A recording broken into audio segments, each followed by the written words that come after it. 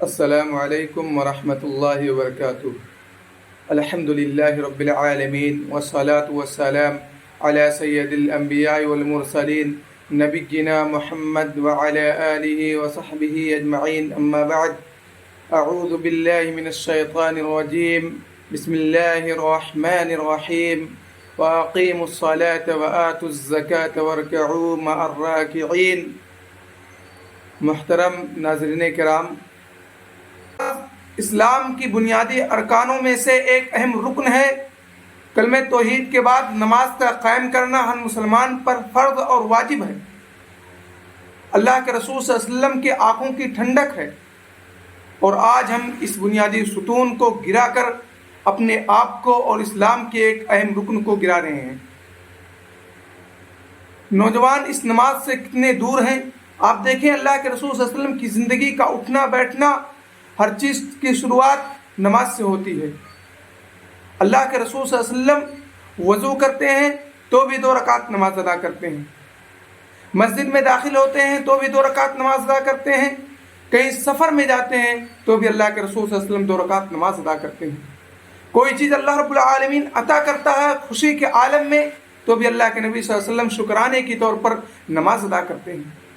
اللہ کے رسول صلی اللہ علیہ وسلم چاشت کی نماز ادا کرتے ہیں، اسی طریقے سے تہجد کی نماز کی پابندی کرتے ہیں۔ اللہ کے رسول صلی اللہ علیہ وسلم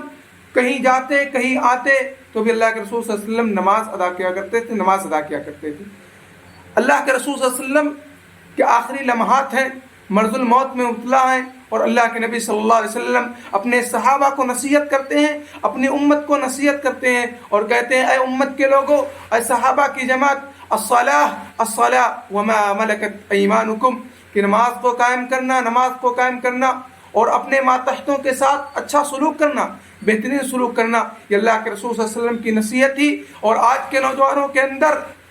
خصوصی طور سے جو سب سے بڑی خامی اور خرابی پائی جاتی ہے وہ نماز سے دوری ہے، جس کے بارے میں اللہ کے رسول صلی اللہ علیہ وسلم نے حضرت ابو درداء سے کہا کہ اے ابو درداء، تم نماز کو نہیں چھوڑنا، تم نماز سے دور نہیں ہونا، اگرچہ تمہارے ٹکڑے کر دیے جائیں پھر بھی تم نماز کو قائم کرنا۔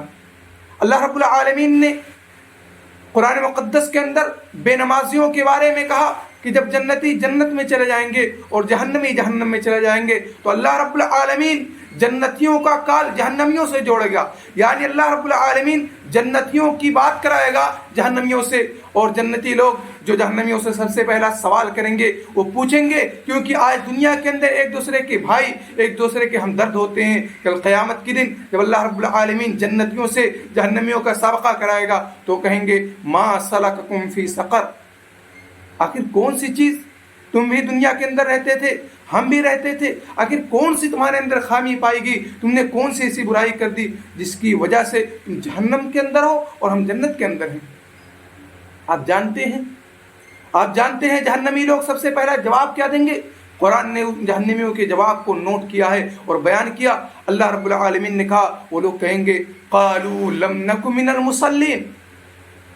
کہ ہم دنیا کے اندر رہتے تھے، تمہارے ساتھ اٹھتے بیٹھتے تھے، تم نماز کی پابندی کرتے تھے، تم اللہ رب العالمین کی ذکر کرتے تھے، لم نک من المصلین، لیکن ہم نہیں نماز پڑھتے تھے۔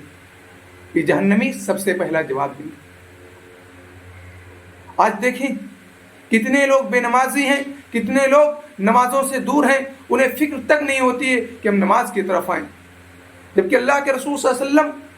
کو جو کوئی نماز نہیں پڑھتا تو اللہ کے رسول صلی اللہ علیہ وسلم ان کے بارے میں کہا کرتے تھے، اور یہ اللہ کے نبی صلی اللہ علیہ وسلم کی نصیحت اور وصیت ہے کہ جو دنیا کے اندر نماز نہیں پڑھتا ہے، آج نوجوان نماز نہیں پڑھتے ہیں، دولت کے چکر میں، مال کے چکر میں۔ اللہ کے نبی صلی اللہ علیہ وسلم نے فرمایا کہ نماز کا نہ پڑھنے والا کل قیامت کے دن قارون کے ساتھ، فرعون کے ساتھ، حامان کے ساتھ اور ابی بن خلف جیسے لوگوں کے ساتھ اٹھایا جائے گا،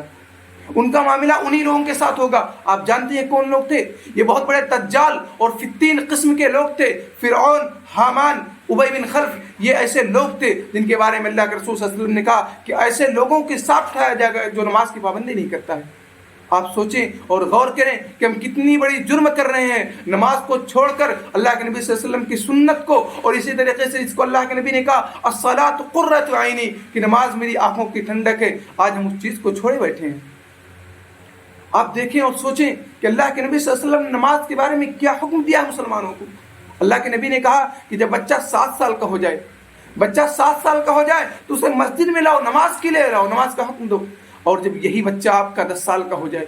شریعت کے اندر کوئی ایسی چیز، کوئی ایسا حکم نہیں ملتا ہے جس پر اللہ کے نبی نے کہا ہو کہ بچہ 10 سال کا ہو جائے اور نماز کی پابندی نہ کرے یا کوئی دوسری چیز نہ کرے تو اسے مارو سوائے نماز کے. اللہ کے نبی نے کہا کہ مروا اولادکم بالصلاة وهم ابناء 7 سنين وضربوهم عليها وهم ابناء 10 سنين وفرقوا بينهم في المضاجع.